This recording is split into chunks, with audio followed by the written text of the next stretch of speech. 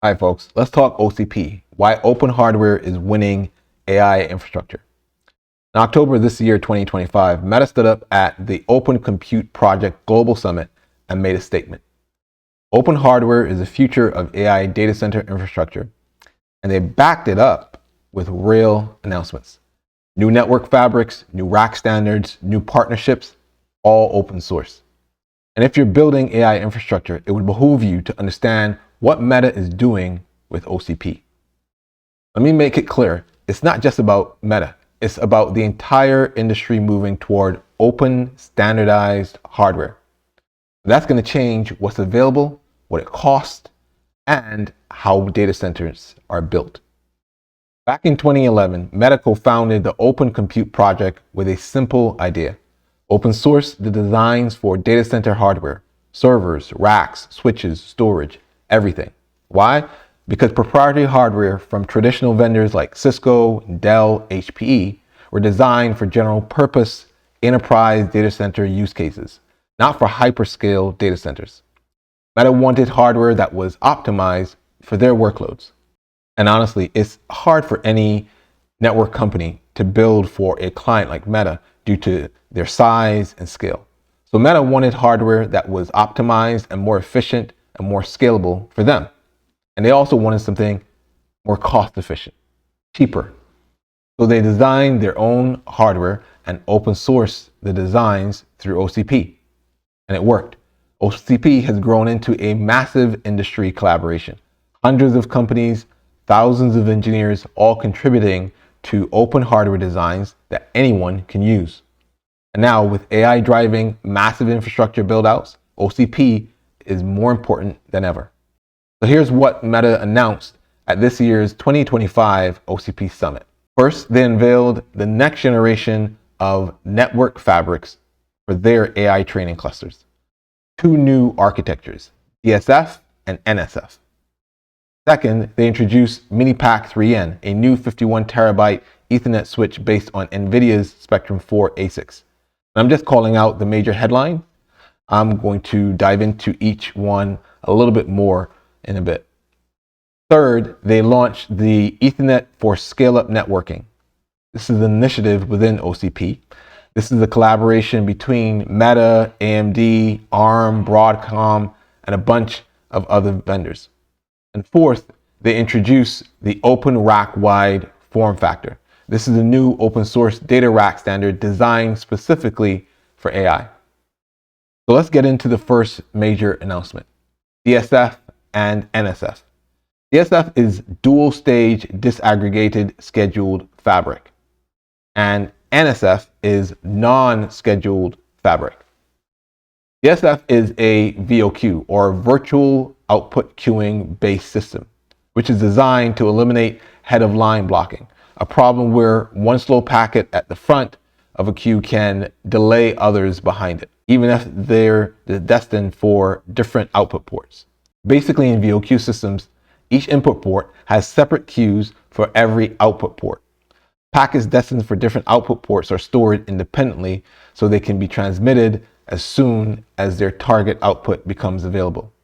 Bottom line, it's a method to mitigate congestion, therefore increasing throughput and decreasing latency, especially in super high traffic environments like HPC and AI data centers where massive parallel data flows are common. And it's based on their open standards, OCP SAI and Meta's FBOSS, or Facebook Open Switching System. As you can see here, figure 1 shows a single DSF L1 zone. You can see the purple are the rack designated switches and the green are the fabric designated switches.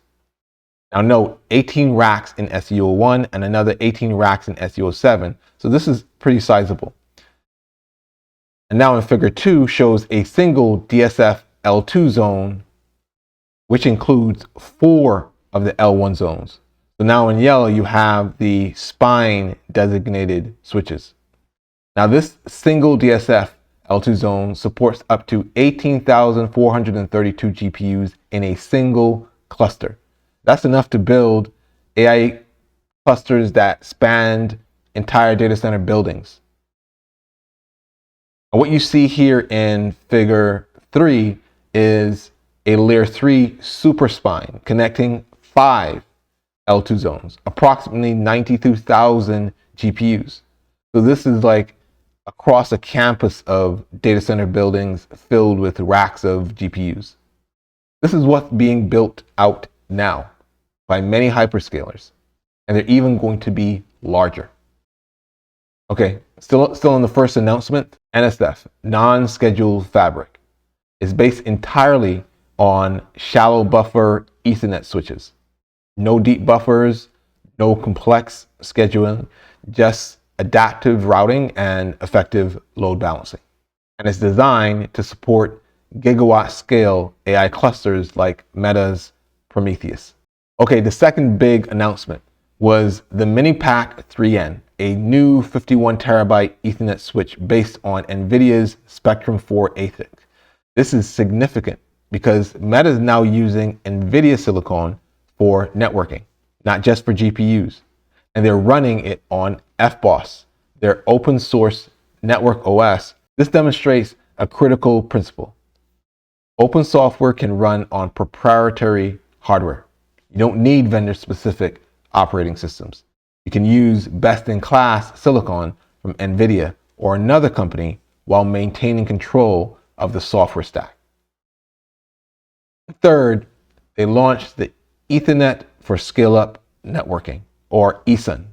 This is an initiative, again, within OCP. I think this is probably one of the most important announcements that they made. This is a collaboration between Meta, AMD, Arista, ARM, Broadcom, Cisco, HPE, Marvell, Microsoft, NVIDIA, OpenAI, and Oracle. The only notable big players not in there are AWS and Google. Traditionally, scale-up has been the domain of proprietary interconnects like NVIDIA's NVLink or AMD's Infinity Fabric. ESUN aims to use Ethernet for scale-up. Remember, Ethernet is everywhere. It's non-proprietary, it's very economical, it's standard. So the goal is to advance Ethernet for scale-up networking, developing it into the high-performance interconnects required for next-generation AI accelerators. As it says on their website, the specific goal of ESUN is to leverage and adapt the mature Ethernet ecosystem to meet the unique high-performance demands of the scale-up domain within modern AI systems. ESUN is focused specifically on the network functionality aspect of scale-up systems. The workstream is designed to address the technical challenges related to how data traffic is managed and transmitted across network switches. This is expected to include defining best practices and standards for protocol headers, error handling mechanisms, achieving lossless data transfer across the network, and other stuff. And fourth, the fourth announcement, they introduced the Open Rack Wide form factor. This is a new open source data rack standard designed specifically for AI. Traditional data center racks are 19 inches wide, a standard that's been around for decades. For AI, 19 inches has become very limiting. You can't fit enough power. You can't fit enough cooling. You can't fit the high density components that modern AI systems require. So Meta designed a wider rack. This open rack wide form factor is built for power densities of 100 kilowatts or more. It's built for liquid cooling, and it's built for the kind of high density AI systems that are becoming standard. And the picture you see here is AMD's rack following the new standard, which is an announcement in its own right. It's called Helios. It was immediately announced afterwards. This is AMD's most advanced AI rack, built on Meta's ORW standard. Other vendors will follow. And over time, ORW could become the standard for AI infrastructure, the same way 19-inch racks became the standard for traditional data centers. So why does this matter? Why is Meta pushing so hard on open hardware for AI? Well, 3 reasons: efficiency, scalability, and interoperability. First, efficiency. Proprietary hardware is designed for general purpose use cases. It's got features you don't need. It's got overhead you don't want. And it's not optimized for AI workloads. Open hardware designed specifically for AI can be more efficient. Better power delivery, better cooling, better networking. And that efficiency translates to lower operating costs and better performance. Second, scalability.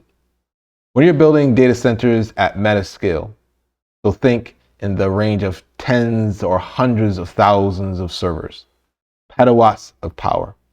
You can't just buy off-the-shelf hardware. You need custom designs, and open hardware lets you iterate fast. It lets you customize for your workloads and scale without being locked in to a vendor's roadmap. The third is interoperability. If everyone is using proprietary closed hardware, you end up with vendor lock-in. You can't mix and match components. You can't swap out vendors if you're not happy. And you're stuck with whatever the vendor decides to build. Open hardware creates a competitive ecosystem, and it levels the playing field. Multiple vendors can build to the same spec. You can choose the best price, the best quality, or even the best support. And you're not locked in. So what does all this mean for the broader industry? First, open hardware is becoming the standard for AI infrastructure, not just for Meta, but across the hyperscalers, and increasingly for enterprise and cloud providers. If you're building AI infrastructure, you should be looking at OCP designs, not just because they're open, but because they're optimized for AI. They're more efficient, they're more scalable, and they will become even more performant.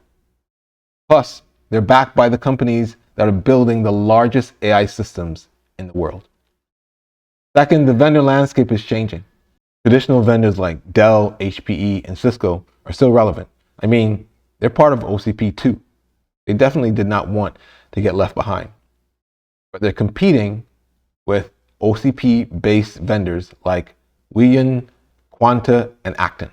By the way, these are major Taiwanese tech companies that specialize in cloud and IT infrastructure.